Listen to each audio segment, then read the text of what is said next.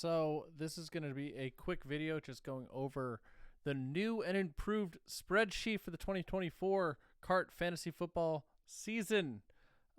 So if you look at it, it should look pretty similar to last year. The idea this year is that this is essentially just going to act as like one brand new page on top of what you're already getting from ESPN that should keep track of all of the information available in our league, which should hopefully make managing your roster easier and making deals a lot easier because you'll be able to see all of the available assets of your team in one page and all the available assets on another team on their page, as well as a little bit of functionality that should make keeping track of roster management easier.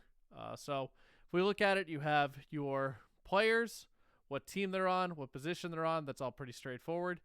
You have the ability to franchise them. If you remember how this worked last year, it was just automatically setting a player's salary at the average of the top three salaries in the league. So last year that was $85 after the draft. That's what we have it set until now. We'll change that as the season gets started. But, you know, you can see automatically CeeDee Lamb, you want to franchise him, boom, goes up to 85. You unclick it, goes back to 61. My guy, that's the stuff, the franchise tag at the end of the season to take players off market. So very simple right there. You shouldn't have to worry about that for a couple weeks, but when it comes to it, all you have to do is just come in here. Hey, this is my guy I want to keep off the market. Beautiful. Obviously, salary information, as you saw, it's automatically going to get updated whenever there's any sort of salary change. That automatically gets updated because of our new beautiful spreadsheet functionality. We have a new thing here, drop player. I think to solve some of the liquidity issues we got into the market last year where people needed money to match bids, so they just kept a bunch of money in their war chest. This year, if you have a player that, hey, maybe they're not doing too well and they have a really high salary, you can't really trade them for a lot of money, you could just drop the player. It's automatically going to give you 80% of their salary. Drop that player to waivers for the next week. All you do is you click one of the buttons here. You click drop player. You let it run the script. You'll see he is now off the team. And I have the $80 in my war chest. Very, very, very simple. You have your bench spot. So this year, it should be a lot easier to track the bench spot. This should be automatically updated on any deal, whether or not the bench spot, who it belongs to, and when it expires. So we can see a team that has it right now would be Marco's team. As you can see, he has a green bar down here. We have a gray bar because I don't have the extra bench spot, and it'll expire after week 2. Very straightforward. War chest information, how much money you have, percent of the market that you have in cash, whether or not you have the bench spot.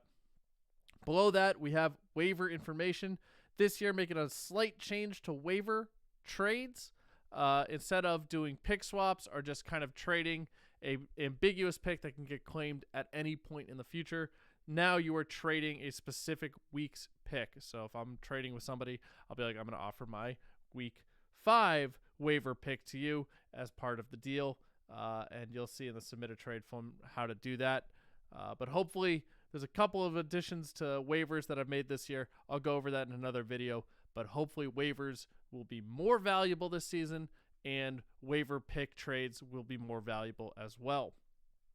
The big thing is this transfer market, transfer make a bid tab.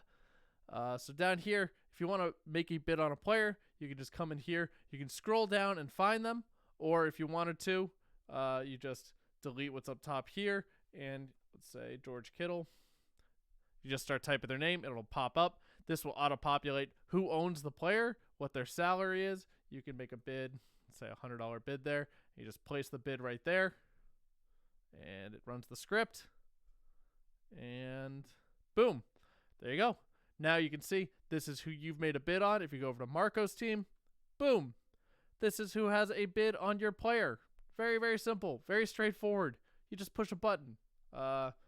The last couple things. So yeah, that's all your team information right there. That's a lot of different roster management stuff. Obviously, you're not setting your roster in this spreadsheet. You're setting it still on the ESPN app. You're still doing all the stuff you did on ESPN. This just gives you different information. Gives you easy access to all the information on your team. And easy access to information you need to play the game, like what are your roster restrictions in a given week. If you do want to make a trade, You could go through the traditional ESPN thing, or if you want to make a formal trade that includes the extra assets that we have, such as bench spot, money, waiver picks, and all that, you can click the submit a trade button. This is the trade submission form. Let's go back to the beginning on that real quick. So it'll go to this. It'll show your email address, whatever. And then, it'll have team one. So you select your team from the drop down here. You select a player you want to trade. You can, click on this and just start typing in the name, and it'll start going. So it is alphabetical, but you can just type in the name, and it'll go to that, at least to like the J section. Add up to 5 players in this. Add the amount of cash you want. Add the waiver picks. It has to be in this format of like week 5 and then the team code and comma separate those values if you're going to do multiple picks. And then what week do you get the bench spot? Very, very simple. Very, very simple. Click next. Then you fill in. This is Marco's team. This is what Marco would be trading away. All right. And that's all you need to know for the submit a trade, right? Because on the back end, that's all going to come out and it's going to, I've made a little trade here for us to see. Yeah, so when you set it in the trade submission form, it's going to populate, this little thing here. You don't have to worry about this. You won't even have access to it. I just want to show you. You just push the execute button. It runs the script, and it takes a while to run the script for some reason. And then, it finishes the script. All of the changes get made automatically. So see over here, the money's already been added. The player's been traded back and forth. Go back over to my team. I've lost the money, and I have the different players. It's all automatic. It's all very simple. It's all very straightforward. It should make playing this game significantly easier. But yeah, that's the new spreadsheet for this year. I'm also going to make a couple videos going over a couple of different rule tweaks that were made this year, including some changes that I've made to the waiver pool and waiver wires and all that fun stuff.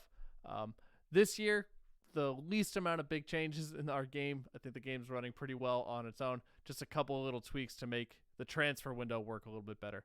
But yeah, so if you have any questions, let me know. If you know anybody else that's looking to try out this form of fantasy football, we are trying to fill out a couple of extra leagues, but no big deal one way or the other.